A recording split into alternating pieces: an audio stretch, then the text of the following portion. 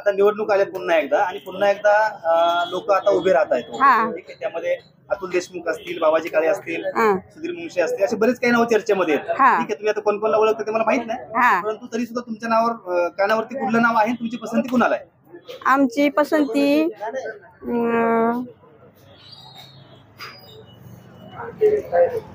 शरद पवार. शरद पवारला. शरद पवारला पसंती आहे का बरं? मग इकडे आमची किती अडचण आहे. आता धरण झालं एवढं, पण धरण खाली गेलं ना, चिमणीला पाणी नाही प्यायला. आणि आता तर आम्हाला जायची सोय नाही. का नाही जायला सोय? कुठलं वाळचा पूल, तो शेंदुर्लीचा पूल, मध्ये होड्या नाही, काय नाही. आम्ही म्हाताऱ्या माणसांनी काय करायचं? या भागात जे आमदार आहेत त्यांनी तुमच्याकडे विकास कामं केली मोहिते पाटलांनी? काही ठिकाणी केल्यात, काही ठिकाणी नाही केली.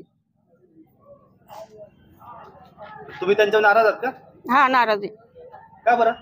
मग म्हाताऱ्या माणसाची सोय नाही तर काय, मग नाराज नाही होत काय काय. तुम्ही आता कसे येता इकडे? मग आता काल मी गेले वाड्याला, सोय नाही तर वाड्याला ह्या मार्गी इथं रात्री मुक्काम केला.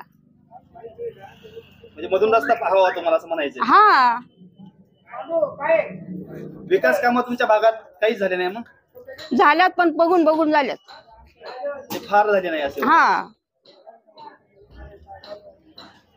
रस्ता कुठून हवा होता तुम्हाला? मग रस्ता आम्हाला वनदेव बघा, खालती डोंगरावर देव आहे, तिचा रस्ता पाहिजे होता आम्हाला ह्या मार्गी यायला. आता तुम्हाला लांबून यावं लागतंय का? ना, वाळा जाऊन यायला लागते.